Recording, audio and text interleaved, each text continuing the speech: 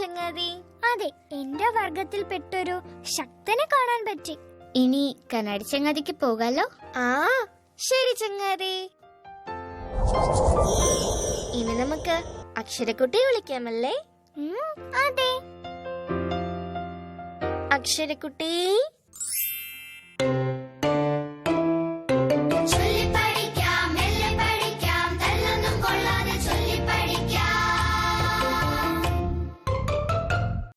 കൂട്ടുകാരെ, ഇന്ന് നമുക്ക് ആ, ഴ എന്നീ അക്ഷരങ്ങൾ ഉപയോഗിച്ച് ചില വാക്കുകൾ നിർമ്മിക്കാം. ആയുടെ ദീർഘ ഉച്ചാരണമായ ആ എന്ന അക്ഷരവും ഉപയോഗിക്കാം കേട്ടോ. പിന്നെ ചിഹ്നങ്ങളും ചില്ലുകളും. വാക്കുകൾ നിർമ്മിക്കാം. റെഡിയായോ? ഇതാ ആദ്യത്തെ വാക്ക്. ഇത് ആ. ഴായും ഈ ചിഹ്നവുമാണ് ഇത്. ഇത് നമുക്ക് ഴി എന്ന് വായിക്കാം. ഇനി ഈ അക്ഷരങ്ങൾ ചേർത്ത് വച്ചെന്ന് വായിച്ചേ. അർത്ഥമുള്ളൊരു വാക്കല്ലേ? അഴി. അഴി അല്ലേ? അഴി എന്നാൽ കൂട് എന്നാണ് അർത്ഥം. ഇനി അടുത്ത വാക്ക്. ഇത് ആ. ആ എന്ന അക്ഷരം നീട്ടി ഉച്ചരിച്ചിരിക്കുക. ഴായും ഈ ചിഹ്നവും. ഇത് നമ്മൾ നേരത്തെ വായിച്ചു. ഴി എന്നാണ് ഇത് വായിക്കേണ്ടത്. ഇനി ഈ വാക്ക് ചേർത്ത് വായിച്ചേ. ആഴി. ആഴി. ആഴി എന്ന വാക്കിന്റെ അർത്ഥം എന്താ? സമുദ്രം, കടൽ അല്ലേ? ഇനി മറ്റൊരു വാക്ക്.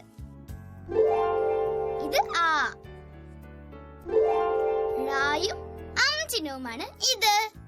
ഴം എന്നാണ് ഇത് വായിക്കേണ്ടത്. അക്ഷരങ്ങളായല്ലോ. ഇനി വാക്ക് വായിച്ചേ. ആഴം. ആഴം എന്നാൽ താഴ്ച എന്നാണ് അർത്ഥം.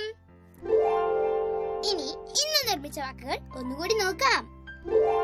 ആഴി, അഴി, ആഴം എന്നീ വാക്കുകളാണ് ഇന്നും നമ്മൾ നിർമ്മിച്ചത്. കൂടുതൽ വാക്കുകൾ കൂട്ടുകാർ സ്വയം നിർമ്മിക്കണേ. ഇനി പുതിയ അക്ഷരങ്ങളുമായി അക്ഷരക്കുട്ടി നാളെ വരാം കേട്ടോ. അക്ഷരക്കുട്ടി വിടച്ചൊല്ലി. ഇനി നമുക്ക് ആന ടീച്ചറിനെ വിളിക്കാം. ശരിയാ, കഥ കേൾക്കാൻ കൂട്ടുകാർ കാത്തിരിക്കുകയാ. ആന ടീച്ചറേ.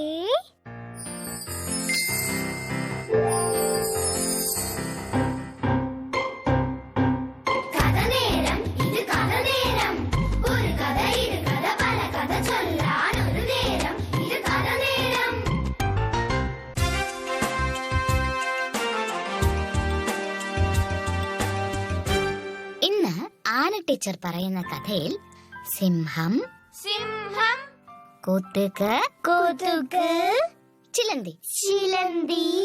കഥ തുടങ്ങാം. ഒരു കൊതുക്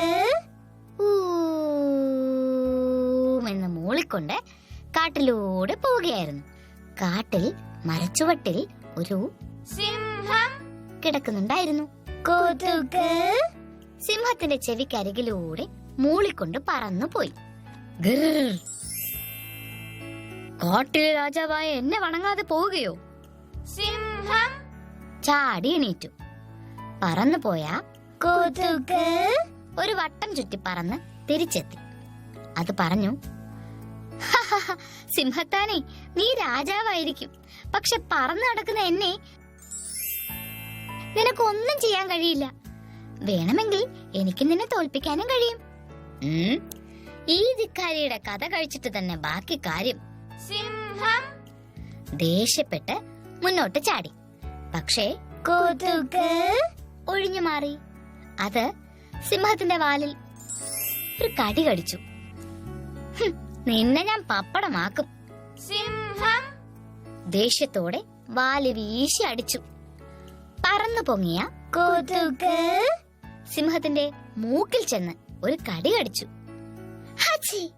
സിംഹം ഉറക്കെ തുമ്മി. സിംഹം വീണ്ടും മുന്നോട്ട് ചാടി. പക്ഷേ കൊതുകിനെ കിട്ടിയതേയില്ല. അങ്ങനെ ഓടിയും ചാടിയും വളഞ്ഞും തിരിഞ്ഞും മറിഞ്ഞും സിംഹം ക്ഷീണിച്ചു. കൊതുകിനെ ഒന്ന് തൊടാൻ പോലും സിംഹത്തിന് കഴിഞ്ഞില്ല. തോൽവി സമ്മതിച്ച സിംഹം മരച്ചുവട്ടിൽ കിടന്ന് കിതച്ചു. ഹൗ, അമ്മേ, ഞാൻ ജയിച്ചേ, സിംഹം തോറ്റേ. ഉറക്കെ പാടിക്കൊണ്ട് കൊതുക് അഹങ്കാരത്തോടെ പറന്നു പോയി. ആ ആഹ്ലാദത്തിമിർപ്പിൽ തൊട്ടുമുന്നിലെ ചിലന്തി വല കണ്ടതേയില്ല. കൊതുക് വലയിൽ പെട്ടു. കാത്തിരുന്ന ചിലന്തി പാഞ്ഞു വന്ന് കൊതുകിനെ പിടികൂടി. അതിരുവിട്ട് അഹങ്കരിച്ചാൽ ആപത്തിൽപ്പെടും. കൊതുക് സ്വയം പറഞ്ഞു.